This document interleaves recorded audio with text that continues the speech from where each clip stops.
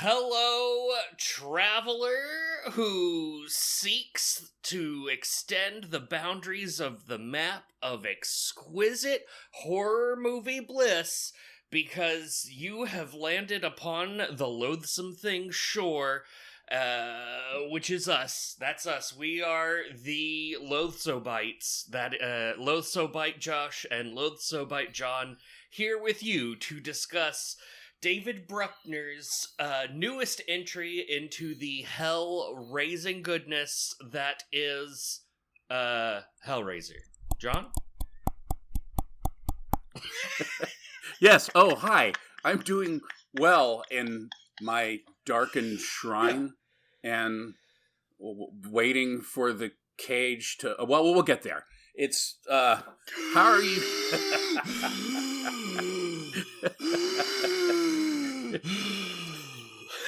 that demon needed a lozenge.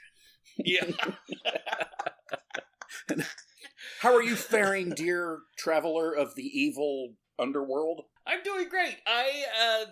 We're recording this a week before our listeners hear it, and so this movie has been out for all of 2 days, and in those 2 days, have watched it 4 times.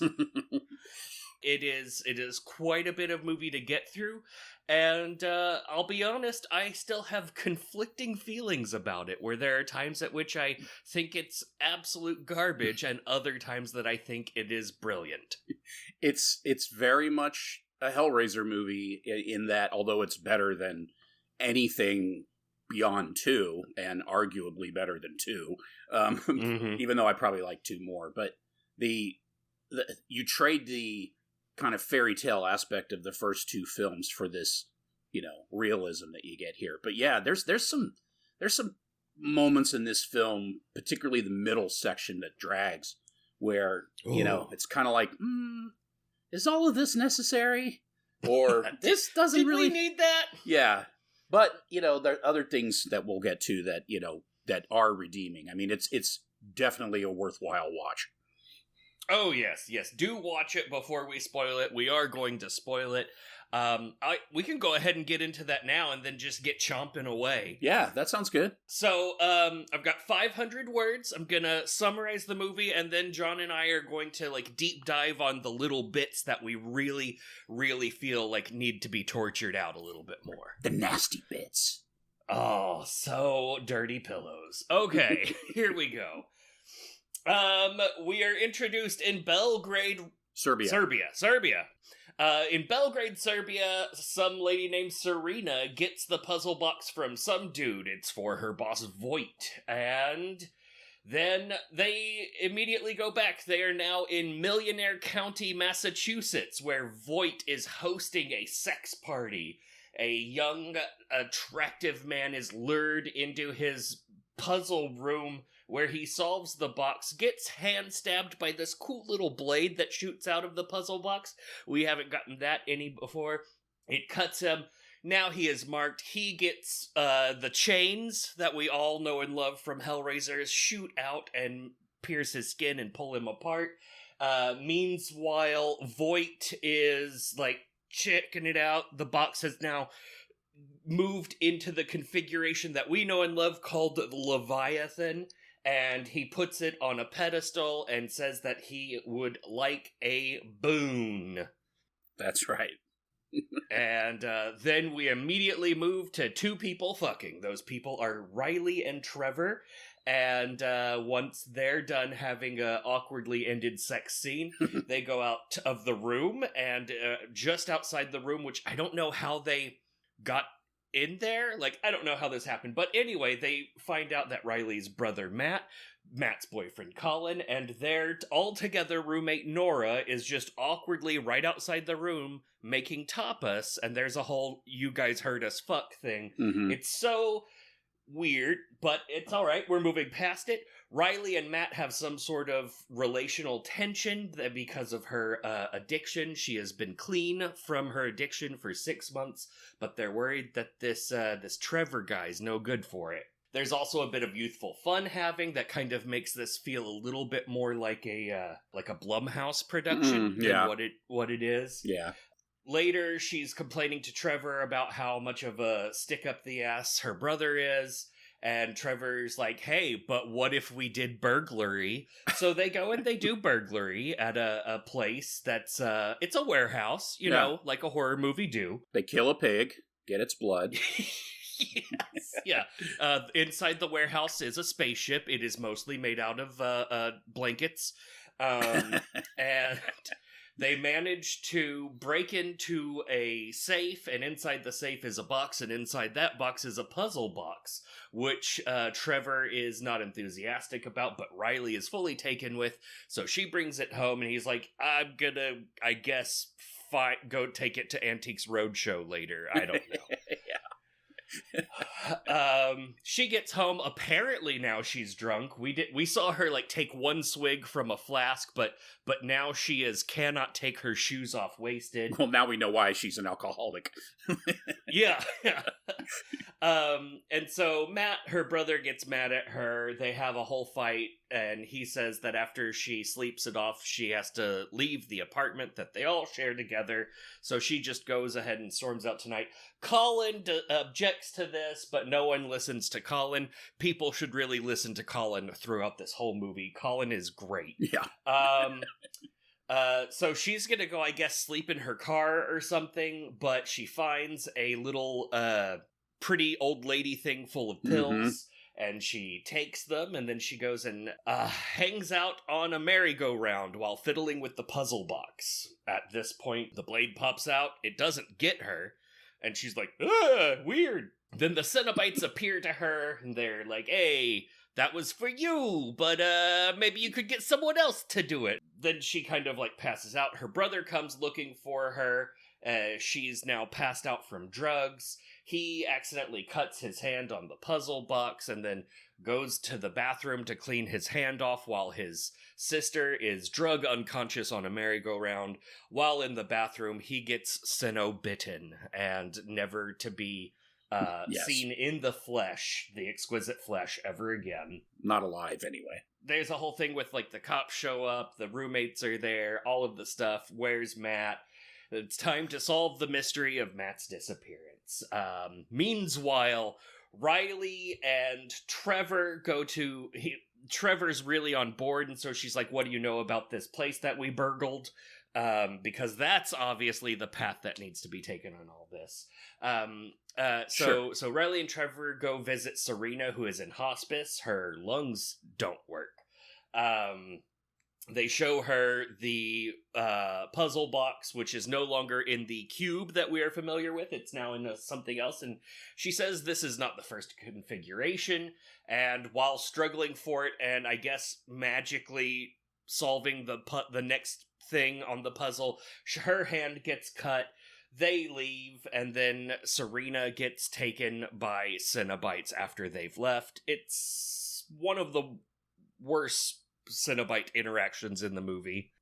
They discover that Voight disappeared under mysterious circumstances, and Serena does a whole bunch of exposition on stuff that's not great. And then Riley goes to Voight's house, which is surrounded by what I like to call lament scaffolding. Whoa. Yes. She finds the control box that makes all the scaffolding move around, as well as the lament doors that open and shut, closing places in. She also finds his book, some kind of Necronomicon, perhaps, which explains the configurations, which go thusly. Lament, which means life. Lore, which means knowledge. Laliderant, which means love. Liminal, which means sensation. Lazarus, which means could we not please resurrection. And finally, Leviathan, which means power. Yeah. Great. So, Cenobites have such alliterations to show us. such poor language to show you. Yes. God. Okay, and so she's at this house, and this is basically the halfway point of the movie. Everything else pretty much takes place in this house or just outside this house. Trevor, Colin, and Nora show up. Nora, who you will remember is the roommate and is the obvious here to die one. Yes, the extraneous member of the cast, yeah. Yeah.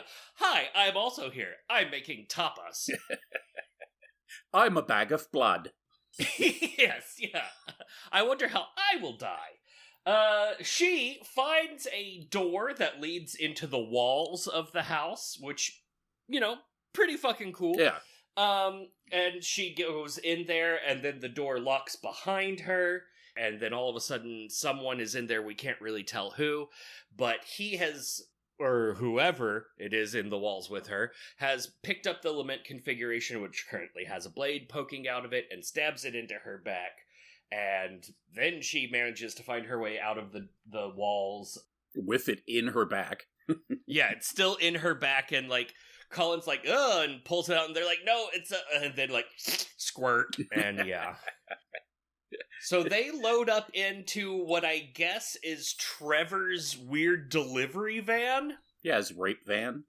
Yeah, horrible rape van. They load her up in the back by herself, and then the three of them get into the cabin and drive away trying to get her to a hospital. Have a huge argument. Yeah, they're all just bitching at each other about everything. So while that's going on, it turns out that the road doesn't work.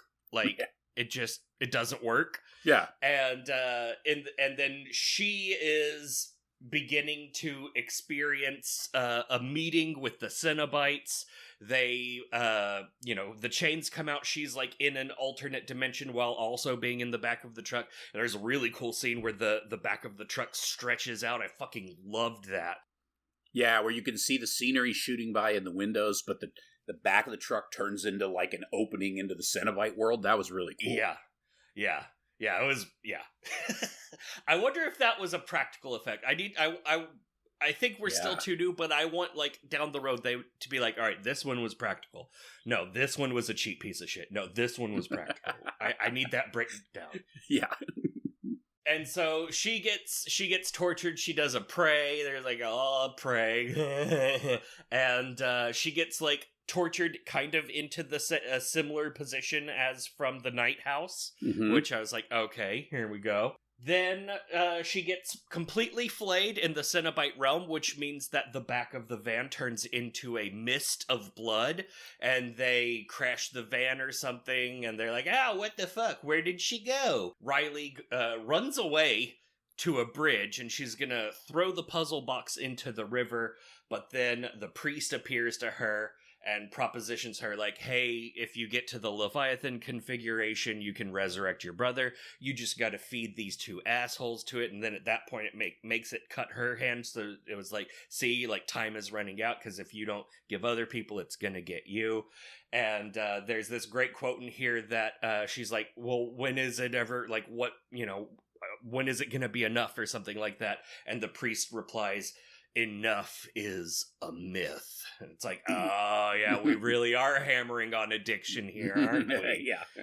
Good. Yeah, that's the Hell Priest or Pinhead's main entrance. I mean, we've seen it before, but in the movie. But yeah, this is beyond the halfway point makes the grand entrance. But don't worry, you'll see plenty of Pinhead coming up. Oh. Lots of Pinhead, but to be fair, it's the priest. No way it's not Pinhead. Yeah, it's not Pinhead. So at this point, then they're chased by Cenobites. It gets very confusing about how the whole Cenobite thing works, but they get chased by Cenobites. Riley stabs the Chatterer with the box, who then steps back and in a pose of supplication gets chained and destroyed, and then the box moves on to the next configuration. So apparently you can go to meta hell. I don't know what the next one is for him. I guess he's just done. He's just hell's hell, or he's done. I don't know. Yeah. It doesn't super make sense, but it's actually okay. Yeah. So the box reconfigures, and they decide to go into the house, lock all of the Cenobites out. It's an okay plan. Mm-hmm.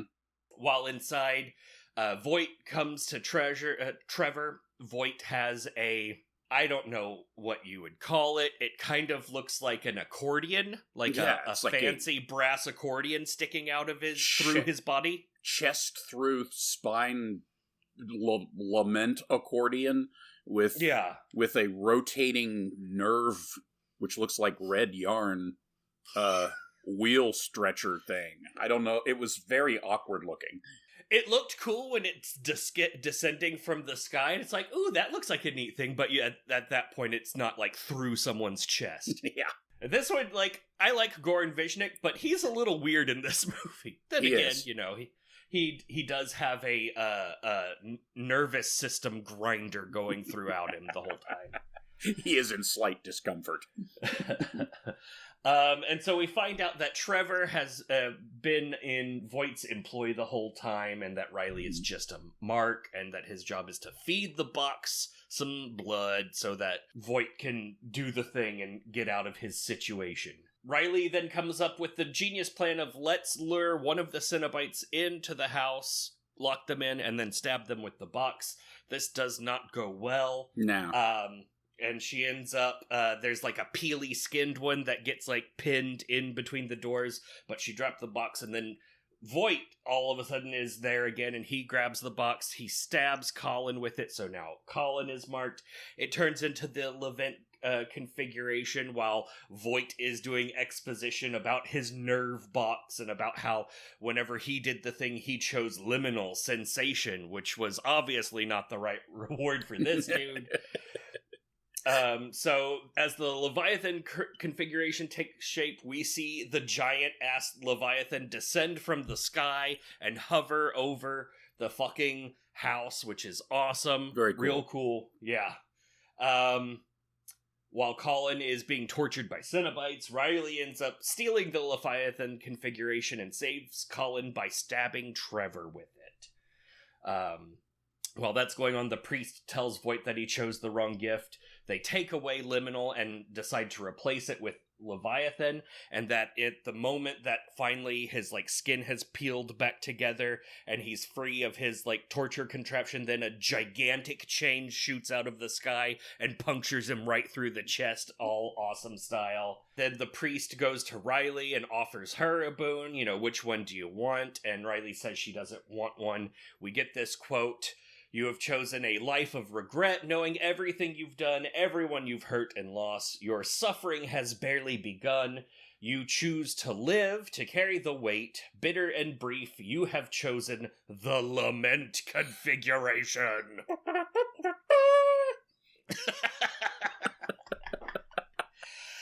And then the movie closes out on Voight, who is in some sort of like glowy heaven, and he's up on this like golden winged like transformy thing, like a piece of workout equipment, and he is very white now.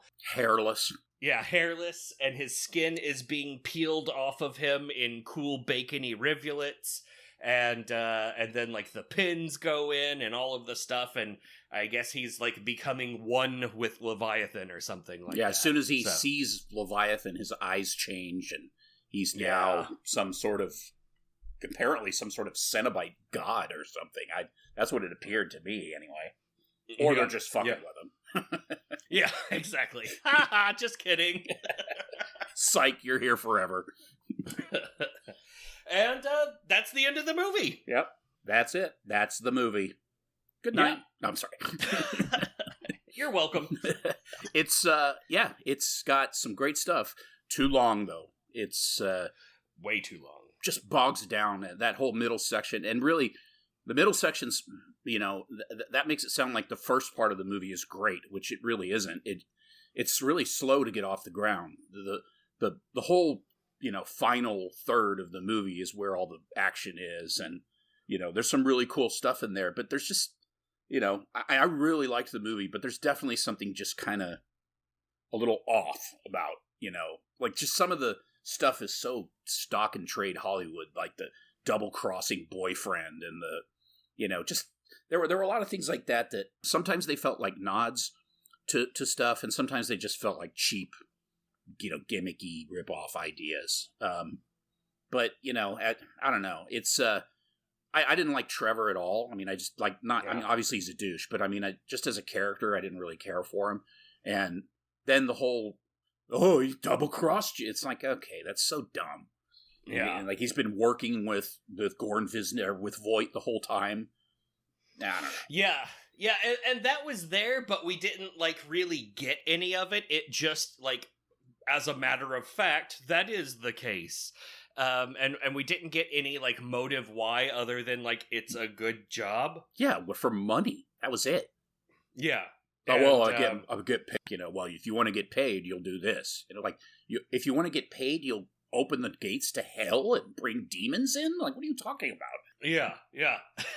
And it's even, like, part of it is, like, all right, now do the thing so I will ascend and die and won't be able to pay you anymore. And Trevor's like, well, yeah, I guess I will flip this switch. Seems logical to me.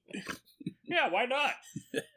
There's also a lot of, like, tonal disconnect in this movie. Like, at the beginning with all of the, like, youthful fun, I got that it was there to, like, build up some sort of connection with these youths, but it really, like, it was there for just a second and then it's just gone, and it's not really replaced with anything. Yeah, there's two. They tried it a little towards the end with Nora whenever she, like, accidentally turned on the music. Yeah, but that's it. Yeah, the only relationships of consequence was, you know, her relationship with Trevor, which, you know, goes south, but, you know, most of the movie she's not really engaged with him in any way, so that's taken away. And then there's the relationship with her brother, which ends abruptly when he's gone, and his relationship with Connor, which is gone, you know. And then Connor kind of establishes a kind of a connection with the girl, where it's like, you know, he's kind of like her conscience or something like that, but kind of takes the role that his brother had without being so harsh on her. And, you know, he kind of pays a big price for that. A little bit, yeah. I mean, he gets wire whipped by a Cenobite for no damn reason. Not as bad as the deal that Nora got, who all Nora did was be the roommate, occasionally make tapas, agree to, like, you know, not drink whenever Riley's around. She's just kind of a good person. And yeah, she gets the full badness. Yeah, that's the part I don't understand when the Cenobites are only supposed, you know, like, they come for you because you've summoned them, even though technically you haven't summoned them. You've just solved a puzzle box which summons them. And, you know, but then they'll just come and kill whoever they feel like killing. Like, they're supposed to have these rules or these guidelines they follow, but whenever it's convenient to slaughter someone, they just kill that person, just, you know, because it looks cool. It's like, wait a minute, why would they kill that person? That person has nothing to do with any of this. So in this one, the rules are at least different in a way that makes sense. Like, in this one, it's whoever gets marked by the box, whoever gets their blood spilled on the box. But you're talking in, like, in the second one, Pinhead is like, oh, no, this is just a little girl. Hands do not summon us. Desire does, or something like that. But then also it turns out that the chattering one was, like, a little kid whenever he gets turned back. That's right. He turned back into a child. What the fuck are you doing? Yeah. This is so fucked. I love that kind of stuff. It's like, oh, just put this... We'll say that you can't do this, and then just do it 5 minutes later. Yeah, exactly. So, okay, I wanted to talk about the puzzle box itself, because fuck yes, this puzzle box is amazing. It's everything that the original wasn't. If we're rating these movies based on the puzzle box, it wins. It is the best of all the movies, but puzzle-wise. Yeah. The Lament configuration, I have zero complaints about that box. That was so cool. Yeah. The way it had the different configurations, which I thought was a really cool idea.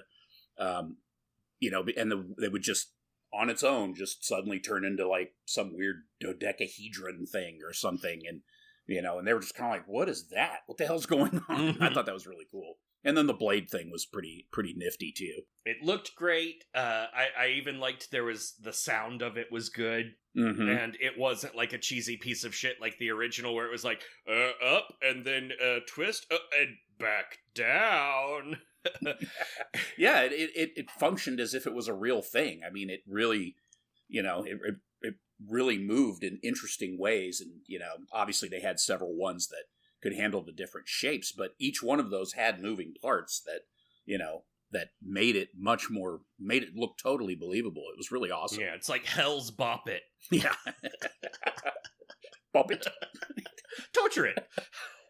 Stab it. Slice it, dice it, bleed on it, chop it, pop it. So yeah, I love the puzzle box. I loved all the configurations. I also like the fact that we get finally in the movies, we get an answer to why it's called the lament configuration, and that it makes sense that it's actually just one of the configurations of the puzzle box, and that not being the name of the box. So that was sweet. Yeah. I also really liked what this movie did with when they're summoned and the way they like moved walls. Like obviously we talked about the one in the van, but even at the hospice and in all of the instances we see all of this stuff where like walls moving away or even the road going down into stairs and stuff. It looked really good. It did. It felt very kind of menacing and supernatural. Like it had that, it's happening, and the effects were good enough. The effects are good enough nowadays that you could make things like that look real. And one of the high points of this movie is the sound design. And, like I always watch it with earbuds in, and the sound design is phenomenal. Mm-hmm. I mean, it really fleshes out some of those moments, like they, when the walls are breaking through or whatever, it really has more, gives more weight to it. That was one of my favorite parts of the whole movie was the sound. Yeah, there's like go ahead. Wheezing. I was going to say the wheezing Cenobite and stuff like that. The real sound of actual teeth clicking together. That was creepy. Yeah, that was really good. There were like 2 different Cenobites that had breathing trouble. I thought that was a little bit much, but it's okay. Yeah. It's fine. Yeah. It's like, why are there 2? Is one Serena? Like I didn't. Yeah, it was weird. I think one was called the Gasp, and the other one was called the Asphyx. Yeah, that's a little, really? Yeah. You're leaning heavily on the respiratory problems here. And also Serena had a rotting lung disorder or something. I mean, it was, like the makeup effects were phenomenal, and Jamie Clayton did a great job. Yeah. She looked amazing. Her voice obviously was like being distorted, but you could still, like, if you knew her, you would probably recognize her voice. I don't, so, But you could tell it was her actual voice just being run through some kind of effect, but it sounded great. Yep. And she did a great job. I mean, she basically just had to not show any emotion and, move slowly. And she did that very well. Yeah, she did a good job of being menacing. There were times, one of my complaints about this movie is, like, because it was all practical effects and makeup. But there are times at which the lighting choices, I guess, and I think they like did some effects touch-ups where it looked like computer animated trash. Especially like there's one scene with her where it's just like this weird blue silver glow effect on the screen, and it looked like there was no reason for her to be in makeup that day. They could have just done that with a computer but then other times it looked great, and like whenever you got like the full body shots and you could see all of the like weird pale dried out skin and it's all like knotted up and stuff, real good. But other times garbage. There's the lady with the neck open thing, and the first time you see her, the neck makeup is dry and just looks like old chewing gum and bad and unrealistic. But then later in the movie it's glistening and pulsating, and as she's talking it's like throbbing like a bass. You could see her vocal cords moving or something. That was real good. So yeah, the practical effects in this are real hit and miss. Mostly good, but then every once in a while just kind of like cheesy and disappointing. But I guess that kind of makes sense and harkens back to Hellraiser of yore even. It does, but I don't think it was intentional. I mean, I think they were trying to make it, it's very much a modern horror movie, or a contemporary one, and in that it was supposed to be genuinely disturbing and like something that, the characters you see on screen would look that way maybe if you actually encountered them in the real world. Like obviously, skinless Uncle What's-His-Nuts in the first movie is very clearly a dude in a rubber suit. Yeah. It looks cool, but I mean, it's not even vaguely realistic. But like, I did really like the men's style hand splitting down the length of the arm thing. That was amazing. Yeah, that was awesome. Do you think? Because so Men finished production before this movie started production, but this movie finished production before Men was released. So, like, they'd had this when it was in the canon ready to go. Do you think they, like, watched Men, and then when they saw the Rory Kinnear split hand thing, they were like, God damn it, they did The Thing! I mean, I'm pretty damn sure I've never seen The Thing before, and then suddenly it's in 2 movies in the same year. It does seem a little coincidental. A little bit, yeah. I mean, it's a great effect, and now you're going to see it, like, you know, people's feet are going to split, and the shin is going to, like, right up, like peeling a piece of celery or something. Yeah. You know, it's going to become real common, I guess, but it's a great effect. It looked really cool. Yeah. Yeah, and it was good, like, with all of the pins and stuff, and, like, it was, like, an actual, like, purposeful thing. Plus, it happening on both arms at the same time was cool, but I saw that, and I was like, oh, yeah, like in Men. Nice. What was cool about it in Men was that it was only on one arm, so it had this, you know, this weird, like, asymmetric feel to it. Like, this, like, one arm's fine, the other arm looks like meat scissor. Like, what the... It was amazing. Yeah. Plus, they did way more with it. In this movie, it was just like, and I can also do this with my arms. Whereas in Men, they were like, I'm gonna hold you down with this horribly. Right over the... Right, split halfway across the neck holding her. That was amazing. Yeah. Oh, God. Yeah, I mean, this... You know, I was worried about this film going into it, as probably were most fans, and I can't say that I'm, you know, I walk away from it disappointed, although there are definitely, you know, and then I wonder, like, okay, how much of that, it's so hard to say because you can't be purely objective about it and think of it in a vacuum, but, you know, like, what if that was the only Hellraiser movie that just came out and that was a movie? It's quite possibly I would think it was insanely badass, but I don't know. You know, it comes out on Hulu. Hulu makes some interesting shows, but they're not really known usually as heavy hitters. I mean, you know, okay, the Handmaid's Tale is pretty heavy hitting, but I mean, Prey. Yeah, that's true. But there's just something about, you know, like Hulu, which is, I mean, I don't know, maybe it's because it's their Disney or something. It's just strange. Like, imagine if it came out on HBO, if it was an HBO production, people would see it differently. Yeah. It's weird. But, I mean, having said that, I'm thinking, like, what if I watched that movie just going into it having no idea what it was? I know I would think it was cool, but I would probably be like, that movie was a muddle. Like, there was just too much goofiness going on in there, you know? And then the whole, you know, I know addiction is supposed to be sort of prescient right now because, you know, 3/4 of the planet is addicted to fentanyl, apparently, and Jesus. So, you know, the other quarter died from it. I mean, whatever. It's terrible, you know. Addiction is a real problem, particularly in this country right now.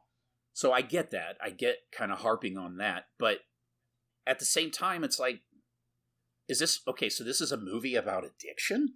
Because it's not really a movie about addiction. It's just kind of a device, you know. Instead of making it a weird sex thing, which I missed the weird sex stuff because Jamie Clayton is sexy as hell in that movie. Mm-hmm. It's you know, like the other ones, there's one that looks like an Asian woman in a bodysuit, like a rubber, like, you know, cut up bodysuit with wires and shit, but she walks like a ballerina, like very carefully and very, you know, and I was like, that person looks so human. They just not, it's not working. The, you know, because there's that one that looks like the robot in what is it, Metropolis? What's that ancient movie? You know, it's like, why do you look like a robot made out of flesh? Is that your punishment? It was weird.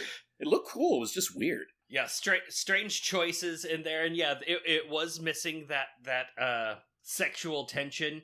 Like, in this one, all of the sexual tension is at the beginning. You know, there's the sex party, and then Riley and Trevor have sex, and then for a second it feels like there's weird incestual tension between her and her brother. Yeah, that's true. I guess that's true. That is in there. But yeah, it's like, I just felt like she was, you know, we're going to hammer this idea that she, you know, she doesn't have boundaries. Mm-hmm. But then she's incredibly boundary laden. Like, she's very... she's suddenly, like, hyper-focused and, you know, fully functional and a total badass and can fight demons from hell. It's like, hey, wait a minute. Yeah. This girl's a mess. I think part of that is like, so we got that sexual tension at the beginning with Voight, and the one that he chose was liminal, was sensation. So I think what it is that the priest and the Cenobites are luring people and tempting them with the thing that they want. And so with her, the thing that she wanted was resurrection. Like, she wanted to save her brother, and that was like her motivation for getting clean almost. And so they were like luring her back with getting rid of that, but also like giving in, and the whole like enough is a myth and stuff like that. So I think it was that the idea was that this one was custom made for her. This whole Cenobite experience, which would be an interesting idea. Yeah, and bodes well for any sequels this movie might get. Yeah. I think it's a given at this point that they're gonna they're gonna do another one. I mean, that Bruckner, everybody said they want to. It's just a question of if this one does well. Well, does well box office. There is no box office, so it's just showing up on Hulu, and people have been talking about it, and people have been favorable. The critics like it, and it looks like the fans like it, which is like a slam dunk for a horror movie. Mm-hmm. So I think that's enough interest for them to make another movie, which is cool because as Bruckner says, they've already kind of created this world. Now they just have to kind of step back into it, and he's got a whole crew of people who have an understanding of the world that they created.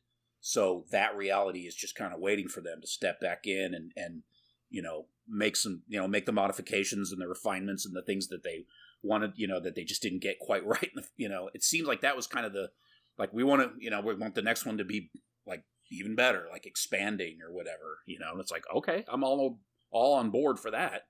Fuck yeah. So does it sound like it's going to be Bruckner for the sequel too? That's the way it sounded. Hey, that's awesome. I was thinking, like, who could they get to do the sequel? Maybe Rob Zombie? Oh, God. Oh, dear God. I mean, he is a natural choice to do a Hellraiser sequel, but maybe not a natural choice to do a sequel to this Hellraiser. They'd have, like, people with, like, a guy with his penis butterfly sliced, like, all the way out, stretched out, and, like, cursing and, poop stains on his pants and, like, just typical Rob Zombie stuff. Yeah. Oh, God. Yeah. Oh, yes, the poop stain Cenobite. Oh, my God, that guy is so poopy. He's just covered in shit and pants. Yeah, well, hopefully Bruckner will come back. But yeah, there's definitely some other folks out there that I think would do. I mean, like, I still wish I could have seen the Pascal Laugier version. That I don't know though, because his first, like, I loved Martyrs, love it, and still love it, and then the Tall Man was, and then after that he did that other one that I saw once and tried to pretend like I never saw it because it was terrible, where the girls are in the house with the two goons, like, chasing them through the house. The ghost something, or it was not good. Oh no. It's on Shudder. It's okay, but it's not. It's better than the Tall Man. Yeah. Which was a real fucking dud. Is that the Jessica Biel one? Yes. Oh God. That's the guy who made Martyrs. That's his movie. That's ridiculous. That doesn't make sense. That movie's a bucket of shit. I mean, I like her, and I was rooting for it, but it just didn't.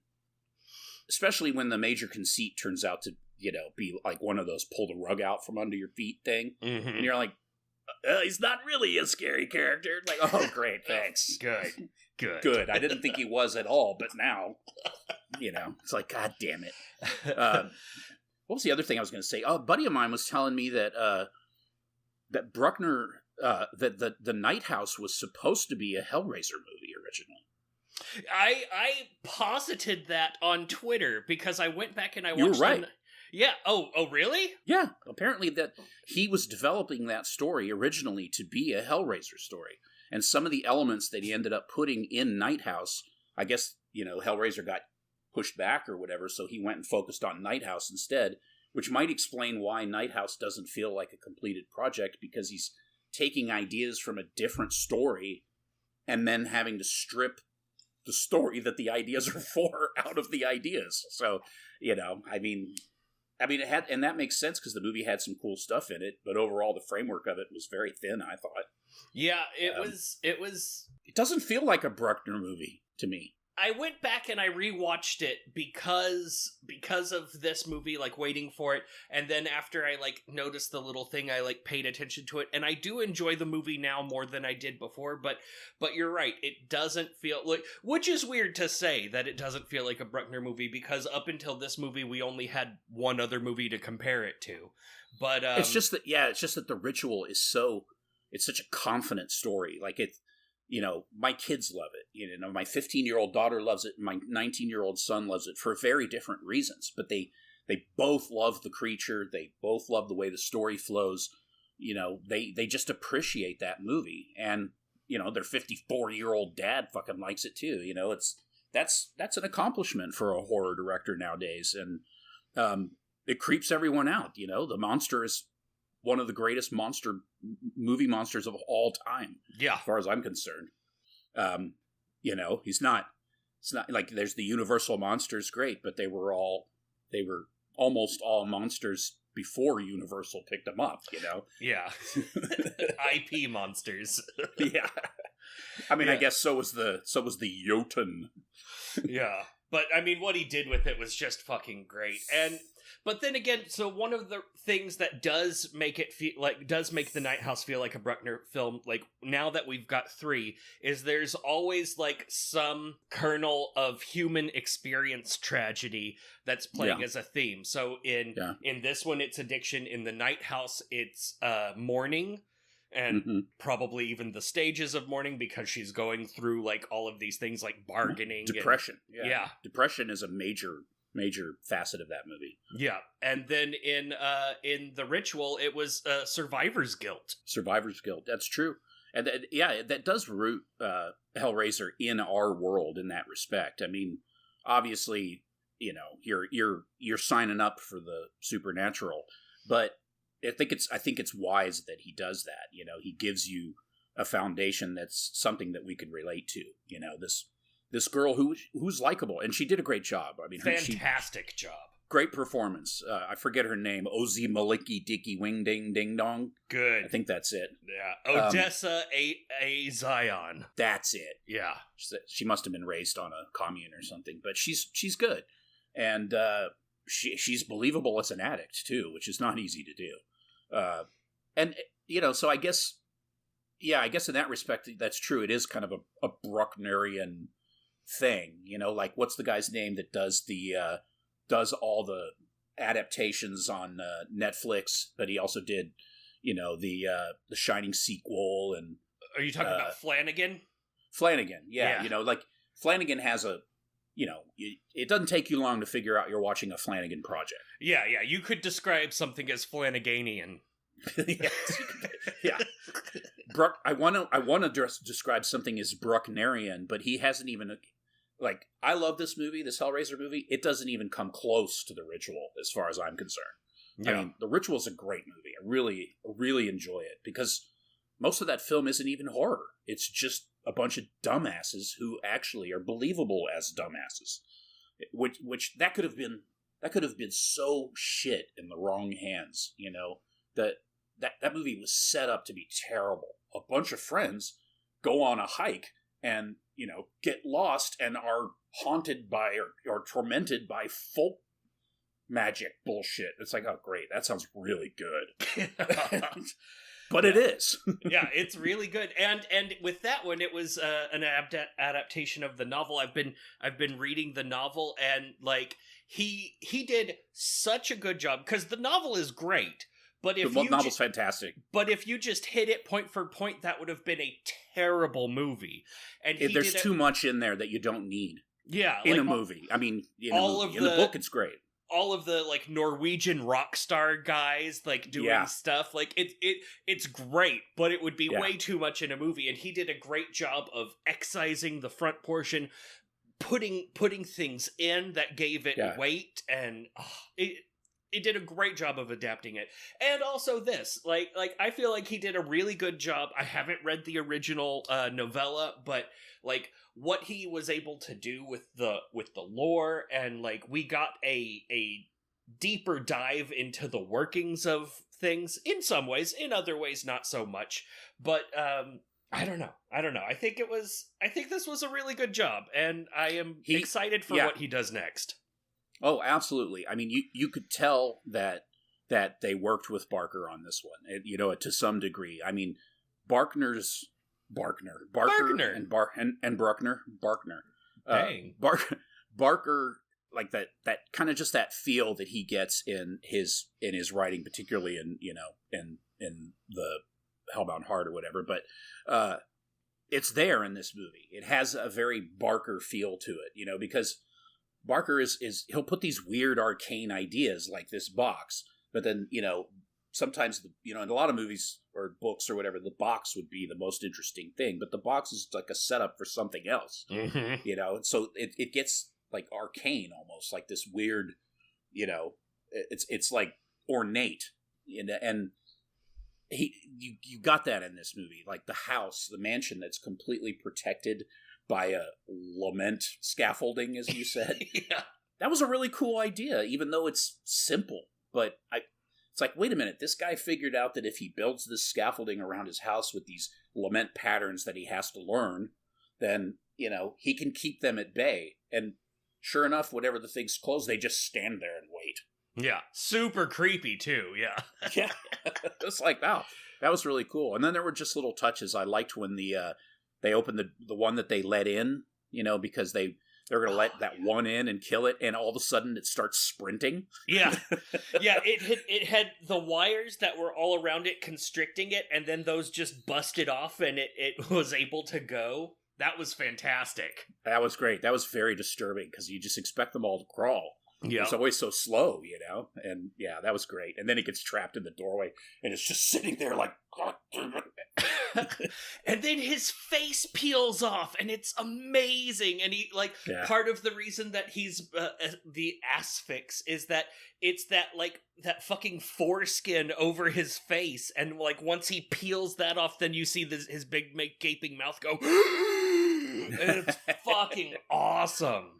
That was fantastic. I mean, those little touches were great, and that was really fun to see because, you know, as fans of this series, we've all imagined, you know, a lot of the kind of stuff that was put into this movie. Wouldn't it be cool if the Cenobites really looked scary, or wouldn't it be cool if, you know, the effects really were able to keep up with the imaginative nature of the story, or, you know, all that kind of stuff. All that's in there. You know, I don't know that I'd say it's perfectly put together, but the elements are there, and if they can get a better script and tighten it up, make the movie maybe 80, 85 minutes maybe, you know, 90 at the absolute most, and just make it nice and tight, you know, get rid of all the extraneous characters. Everybody has to have a reason to be there, and just nail it down. They could make a hell of a movie. Yeah, some Hellraiser of a movie. Oh my God! So you mentioned that if you had watched this movie and the originals weren't there, and this was your first time seeing a Hellraiser movie, what would you think of it? And then later you also mentioned Martyrs, and I think that's probably what we would have gotten after. Like, if we watched this movie without Hellraiser being a thing, we'd be like, it's kind of like a neat takeoff on Martyrs, where, like, you got the flaying and, like, the sensation and the heavenliness of it and all of that. That's true. Yeah. Yeah. That's true. Yeah. Yeah, that's a good point.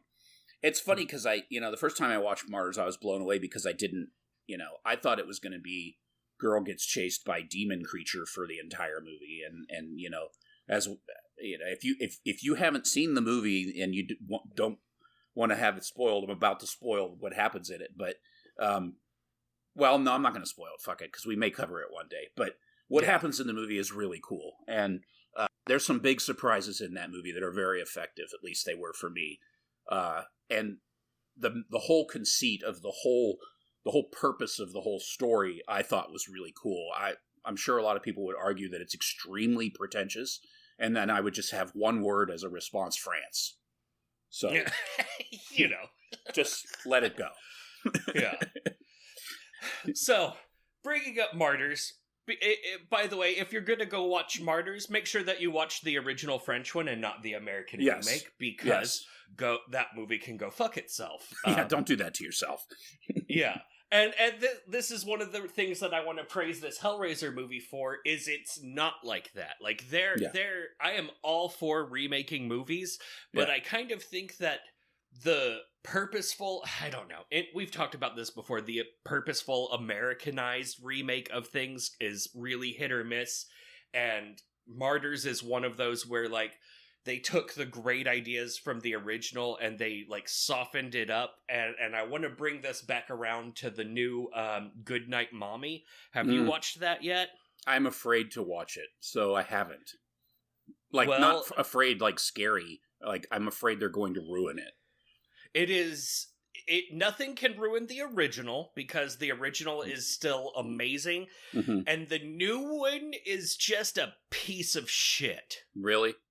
Yeah. That's a shame. It's Naomi Watts, right? Isn't she? It's Naomi Watts, the queen of the remake, yes. Yeah, right. But, I mean, you know, the first American, what the fuck movie was good. I liked it. The first, Jesus Christ, what the hell is it? The, Superstar? Nah, the one with the tapes, the videotapes, and the demonic girl that comes out of the TV.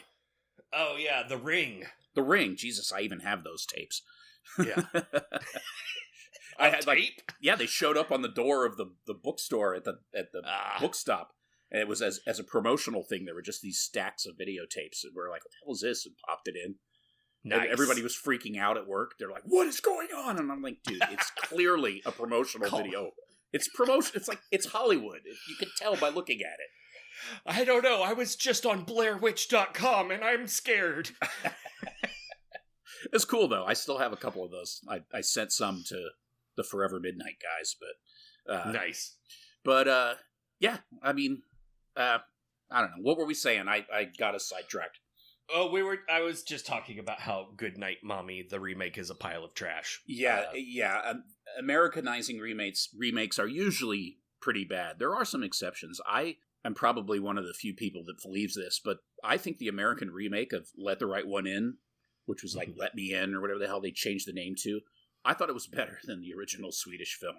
I don't think many people agree with me, but I read the book. The book is phenomenal, and for some reason I thought the American version of the story captured the feel of the book better than the Swedish movie did. That's a great book, by the way. I highly recommend that one. I'll have to read it. Like, from reading the Ritual, I'm like, okay, yeah, I need to get into horror fiction again. Like, it has been too long, and this is amazing. Bruckner's great. Adam Neville is fucking great. Not Aaron Bruckner. Neville. Adam Neville. Not Bruckner. Bruckner is, yeah. There's a couple guys out there that are doing some really great stuff. And there's more than that. Those are just the ones that I've uncovered in the last year or so since I started reading or listening to contemporary horror. Because there was this period when I was a lot younger, and I was like, I don't know, like just out of high school maybe for a few years, and I went through this weird phase where I was like, man, you know what, I should start, because I was reading a bunch of sci-fi novels and stuff like that, and I'm like, I'd really like to read some cool horror books, because I had remembered getting into Lovecraft back, maybe a few years prior, and loving that, and like, Poe and some other Ambrose Bierce stuff that I had read, and I was like, I wonder if there's any really cool contemporary horror, and I went to this store. It was a sci-fi bookstore, but the guy had a horror section, and I asked the guy, and he's like, definitely check out Ramsey Campbell. He's really good as a British horror writer. So I bought one of his books, and I went home and read it, and I was just like, it's not a bad book, but it doesn't capture my imagination. It just it didn't do anything for me. And then I tried again with a couple more books that were recommended, and they didn't do anything for me either. So I was like, all right, I guess I just don't like horror fiction. But I don't know what's changed since then, but a lot of it is really good now. That's excellent. Yeah.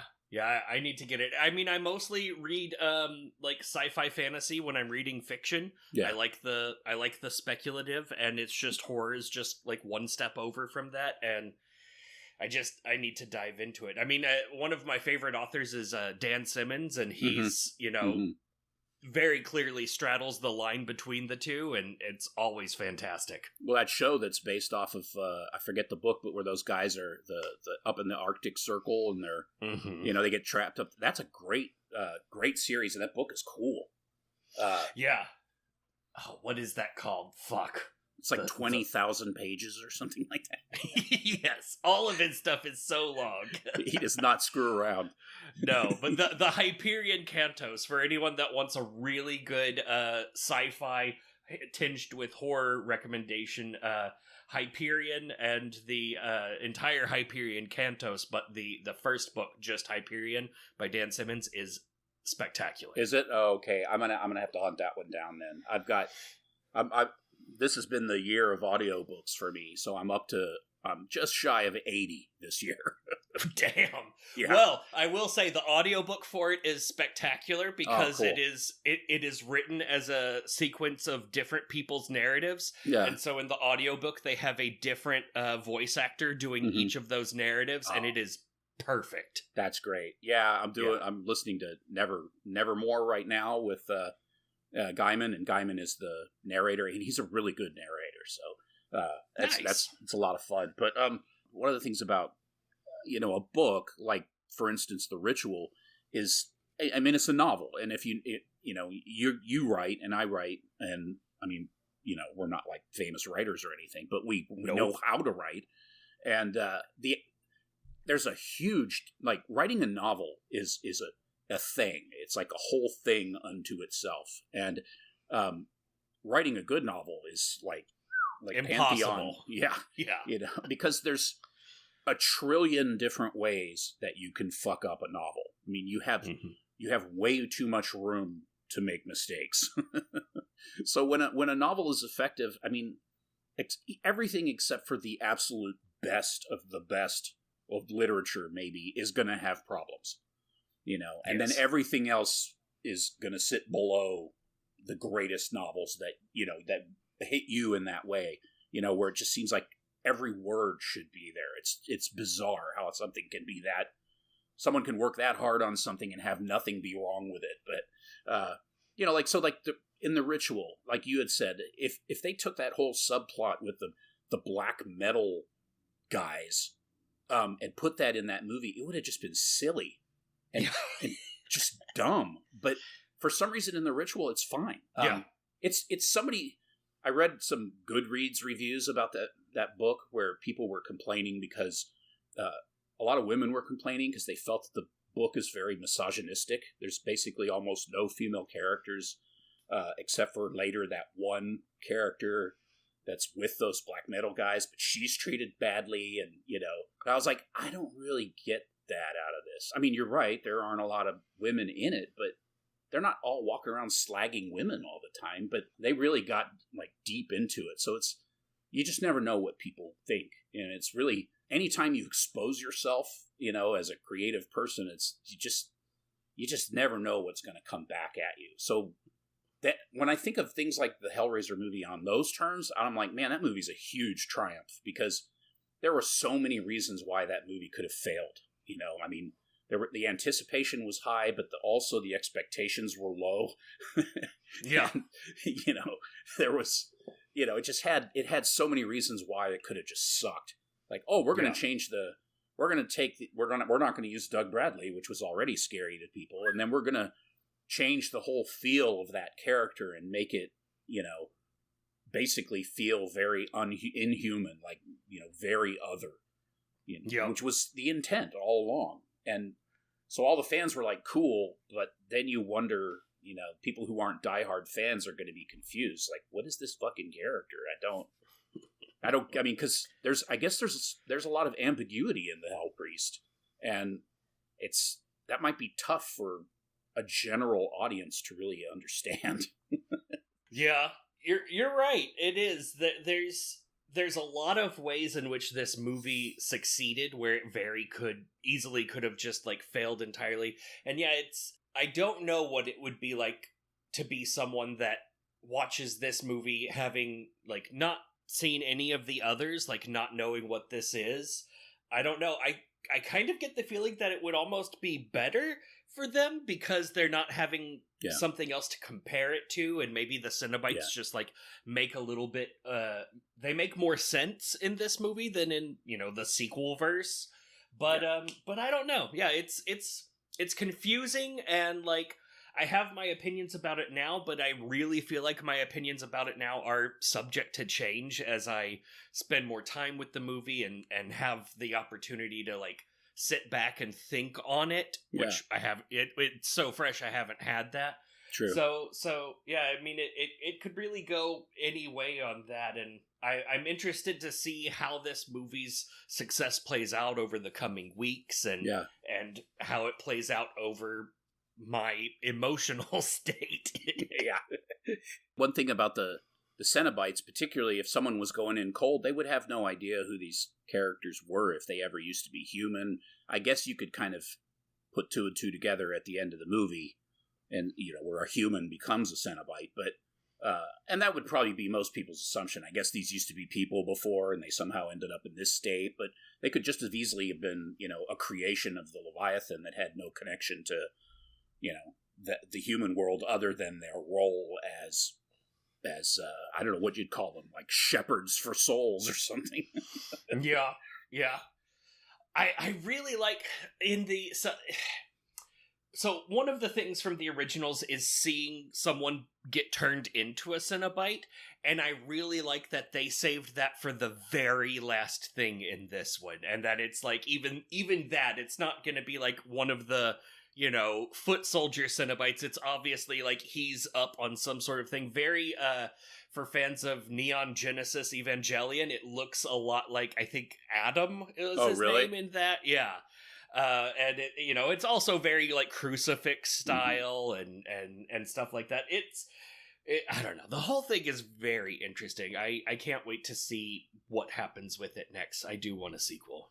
I will watch that. Yeah, there's a lot there that they can go with. I mean, they you know, it's not like, oh, well, we're just going to make this one-off, but oh, it turns out it's a hit. Now what are we going to do? I mean, they've got framework to go with, for sure. I would like to see more about. I would love to see somebody successfully kind of tell the story or get into the mythology of the Leviathan, like what is it, and without doing it in a like Darth Vader origin way, you know, where we have to watch Darth Vader as a fucking kid. Like I don't need to see that, you know. It's I saw it and it was fine, but I didn't need to see it. I don't give a shit what kind of kid he was, you know. Who cares? He was a kid, great. Just tell me he was a kid and he was a normal kid, you know, with a talent. And as he got older, he started to have a predilection towards, you know, a weakness for wanting to killing take children. Moral shortcuts. Yes. Yeah. That's fine. That's all I need. Yeah. I mean, it's weird because there's obviously like, we're going over, but that's fine. I don't care. There's obviously like clockworks involved, and so that dates them, the fact that they're super into clockwork, so we're getting a little bit of that Le Marchand feeling to them, like, okay, so they're not like some sort of forever creatures. Also the fact that their alliteration has several biblical references, it's like, okay, all right. So how about the 5? The significance of the number 5? Oh, I mean, that hit me because there's no real clarification, not even really a hint at it. There's the 5 stages or the 5 configurations. 6. And is it 6? 6. Okay, so there's 6. Yeah, so what's the significance of 6 then? Like, what? It must have some sort of meaning, I'm guessing. Maybe not. They might not have been able to come up with other L words. This is the Lorenzo configuration. We originally had 11 configurations, but then the movie would have been 7 hours. This is the Lamont configuration. The Lamaze configuration. For that one pregnant Cenobite. We give you the gift of eternal birth. Find your breath. It's like a baby cannon, just... Oh my god! It sounds like that thing at the bank where the vacuum tube comes through.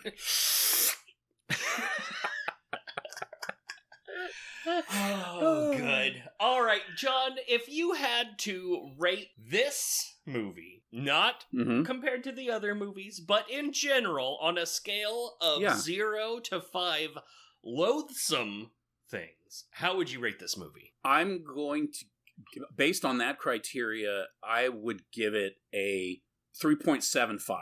Damn! Is that what you had? I have 3.7.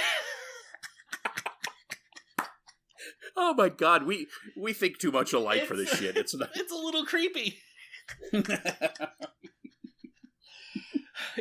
Oh my god, that's funny. Yeah, I mean, it's great when it's great. There are some times that it's not great. I love the dedication to practical effects. Like, great job, David Bruckner. You went and did it again. Great stuff. But sometimes it wasn't firing on all cylinders. I think he just needs a bigger budget. Give this dude some money to play with, and really go after it. Yeah, he needs a very strong screenplay, and he needs a producer or a production team that is not afraid to, George Lucasize, anything he might want to do with it in the future. Not that I'm attributing any of that to Bruckner, but like preemptively, if he has any tendency to want to, dig too deeply into the mythology and just strip all the magic out of it, it would be nice that if they had some sort of production team that could nail him to the ground. Maybe he'll listen. Maybe he'll listen better than Lucas did, which was not at all. No. Yeah, I think a 3.75 is fair. I mean, it's I really enjoyed it. As far as like on the enjoyment scale, it would be close to a 5, but overall, taking everything into consideration, it's definitely a good film for me, and I would definitely recommend it. And yeah, I mean, it's a lot better than I would have ever guessed a couple of years ago if you told me this was coming down the pike. Yeah. Yeah. Yeah, I mean, if you hearken back to when we covered The Ritual, that's when I discovered it. It was like, oh yeah, he's working on a Hellraiser reboot? That can't be a good idea. And then it was great. I know. Yeah. Yeah. Yeah, he definitely understands the franchise. I mean, that's cool. He obviously respected Clive Barker enough to get input from him, which was also very smart. And he interpreted it in a pretty interesting way, considering I don't know the guy at all. I totally got where he was coming from with it. That's pretty good movie making. So yeah, absolutely. So that's a 7.45, but I'm not sure about that because math is hard. But I think that's a 7.45. It doesn't crack the top 10, but I would go as far to say that it probably sits at the left hand of the original Hellraiser, where it's like arguable about whether or not Hellraiser 2 or Hellraiser 2022 is the better film. Right. Yeah. Hellraiser 2 does function well as a part 2. It's a sequel, yes, but it really does function, as a continuation of the story, but something gets lost in the translation there, and that's what allows 2022 to kind of sneak in as a reboot and, basically start the franchise all over again on its own terms. Yeah. Which, is definitely a 5 in terms of ballsiness. Mm-hmm. Yeah. Yeah, definitely 10 out of 10 loathsome balls on this one. Yes. Five sacks full of awesome balls. So for a sequel, John, I've got a question. For a sequel, what creative choice would you like to see made for a sequel, a follow-up to this film? Well, for one thing, I would like the story to take place in a place that is reflected in the film. There's too much of, like, okay, you're shooting in Belgrade, but everybody's American. Yeah. Why is everyone American in Belgrade? And as far as I can tell, it's supposed to be Belgrade? That was never really clear. No, the house is in Massachusetts. Oh, yeah. So they are supposed to be in the U.S. It doesn't feel like the U.S. at all. No. The facade of the house doesn't look like the U.S. The town she's in with the city she's in with the cobblestone streets and, like, cobblestone streets? What is this? You might as well, I mean, you're supposed to be in Massachusetts. I get it. Boston probably has areas with cobblestone streets, but they don't look like that. No, this is... It just... So that's one creative thing I would like to see. I would like to see the setting actually matter, because it never matters in any of the Hellraiser films at all. Like, this is England, but it's supposed to be New York. It's like, dude, no one, thinks New York looks like this. And I mean, come on. Stuff like that, that's a simple one, though, but I would just like to see a tighter story with less waste. Like, I would be overjoyed if they pulled that off. Yeah. Yeah, that would be pretty cool. I want to see like a different incarnation of it. I want to see like a non-Christianized one. Like, yes. Like what if there, like, in addition to the puzzle box, there was also, like, I don't know, like a Hindu version of all of it, where, they've got like their own setup of things and their own alliterations. That would be really cool. Yeah, like I want some variety to this spice. Yeah, that would actually be fascinating if because they kind of hint at that with this movie, that because there's two ways that you look at the Hellraiser franchise. There's there are demons in some, mazed out section of hell that has its own little god there, which doesn't really make a lot of sense, but so they're in the Christian, Judeo-Christian, thing in some way, but not really. And then there's the other take on it where they're from another dimension. Yeah. And that's a great idea, and playing up on that a little bit without, spending a whole movie with people walking through foggy rooms and doors that open to the outdoors and all that kind of dumb shit that they do in movies. But the other thing I think would be really cool is if it wasn't about a bunch of fucking young people. Oh, it was really just about adults, like actual people, instead of like these weird kind of stereotypical just put the characters in because they're interesting and just because that's the kind of people that fit for this story. Yeah. Hey, it just maybe for the sequel it could be set in India, but it's about 4 British lads on holiday. I like your idea, the multicultural idea. I think that would be super awesome if Barker was able to get with an Indian production team and talk to them about, how can we adapt this for a Hindu audience, but also in a way that a Western audience could appreciate without it just being explicitly a Hindu, Yeah. It's like, it's not Kali with nails in her face or whatever, that would be really cool. Yeah. Or even like take it a little bit west of there and have it be like in a Sufism area where you've got like Muslim and Hindu influences going on. Like let's get it all in there. I want to see what other kinds of shit is going on, because they're obviously not just picking on Christians. Right. Yeah, right. I mean, obviously I've seen a lot of movies. I'm an older guy now, and some of my favorite movies that I've seen, particularly on like Shudder in the last year or so, are foreign horror films. Yep. That just have a different feel to them. So they're, like there was that one about the girl that gets possessed and the whole family. I think it was like in Malaysia or something like that. Oh yeah. And then the great aunt has to try to exorcise the demon from her or whatever. That was cool. That movie was really fun.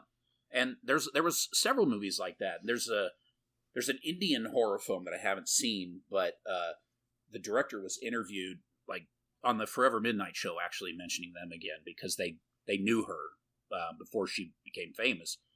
Well, in India maybe, but and she made a horror film in India, and apparently it's really good. And I meant to see it. I haven't seen it yet, but that would be cool if they put the Hellraiser idea into a different cultural background. Yeah. I like that. And not just at the beginning as it being like a Orientalism place to go to purchase your exotic goods, but actually like have it like full blown, and not just Tijuana, please, but like actually like set a thing there in not just a different setting where white people are, but set it in a different culture. Yeah. Plus I'm a total horror for like a well done period horror, like most period based horror films are terrible. Mm-hmm. It's just take a shitty horror movie and just put it back in during the Civil War or whatever, but or they try to over literary it, so it's like very serious and it's very formal, like Pride and Prejudice and Zombies. Yeah, like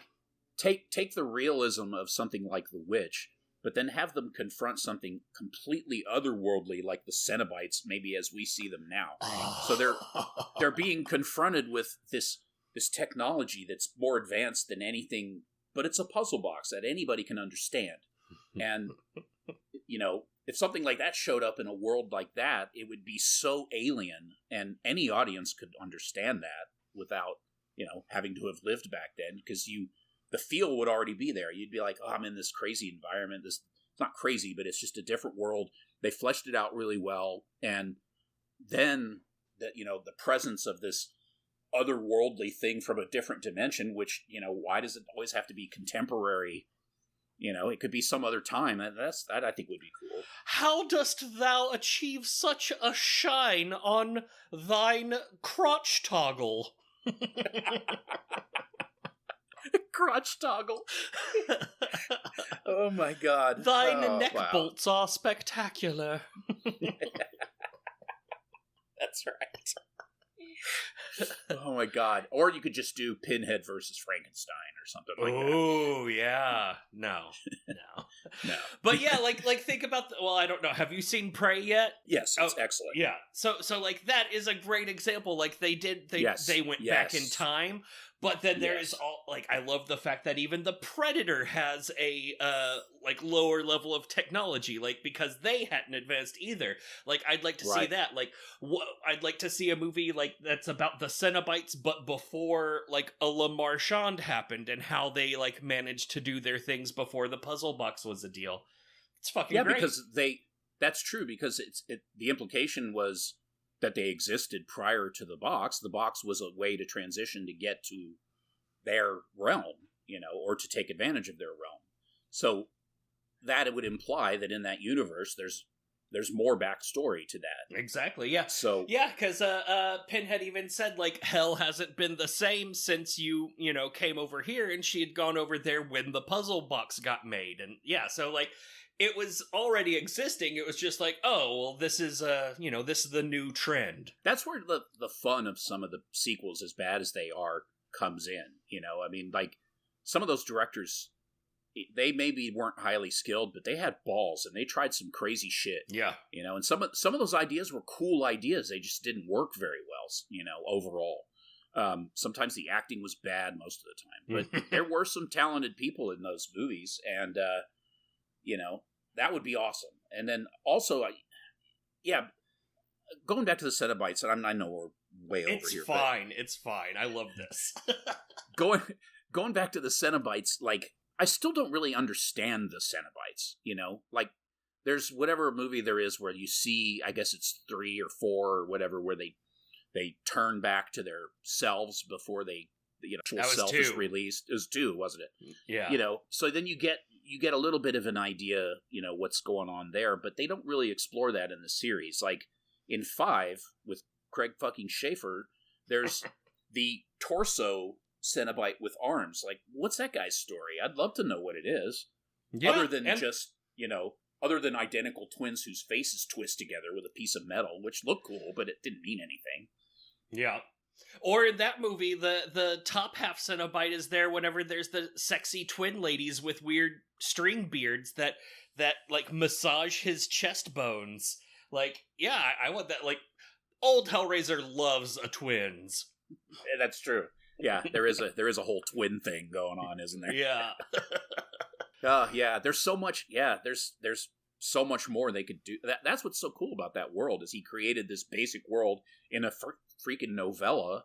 He didn't even flesh it out that much, and it's so well contained. Maybe what we need is a mashup of Hellraiser and Bill and Ted, where they're able to go throughout time, but instead of in Earth time, it's Cenobite time, and they're working on piecing together all of what is even up with the Cenobites. Bill and Ted Razor. Yeah.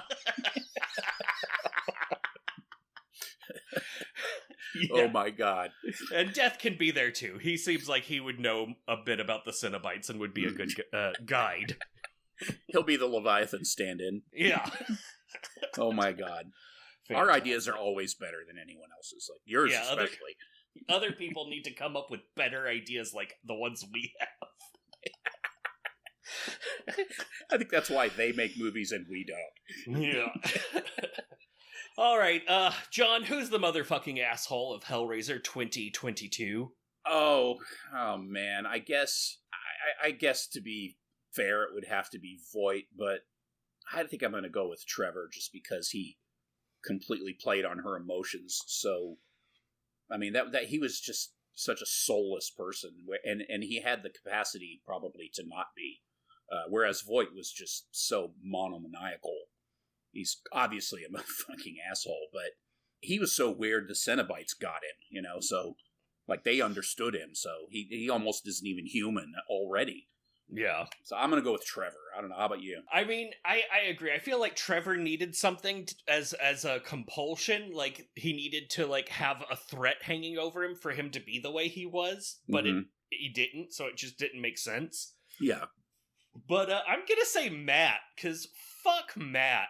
I hated every moment that he was on the screen, and he was the only character in here where I was like, good when he died. That's true. He was a motherfucking asshole. He treated her like shit, and if he hadn't treated her so bad, she would have never gotten herself into that mess in the first place. I know, yeah. And I mean, like, dealing with someone with addiction, like, that's rough. Like, he's got a rough thing going on there. But also, fuck that guy. Because, like, everyone else was able to deal with it. Nora was able to deal with it. It's just so fucked up. And the actor did a great job of being hateable. Yeah. So, good job there. But yeah, like, I was very happy when Matt was no longer in our movie life. That's true. And he really never... She wanted to resurrect him, but that was never really going to happen. So that was nice that didn't happen. If I had to have a backup, though, I would go ahead and just go with Nora, because I have it under good authority that her tapas were shit. Man, these tapas taste like motherfucking asshole. Do you want to stay for tapas? I made 8. Oh my god. She needs her own movie. Yeah. Oh yeah, the further explorations of Nora the Cenobite? Yes, please. She's just throwing horrible tapas at you all the time. Tapas bite. Yeah. Oh, fuck yeah. All right, well, that's it from us. I think we can stop saying how they could reach out to us, because we don't need to be advertising for them to find us on social media. We need to be advertising on social media for them to find us here. That's true. And the linkies are all in the appropriate spots. Yeah. If you found us and you're hearing our voice and you want to reach out to us somewhere, you can figure it out. It's gonna be okay. And we can stop spending time on it starting next episode. Correct. John, do you have anything to say to the nice people before they go about their lives? Yes. We have such You're All Gonna Die.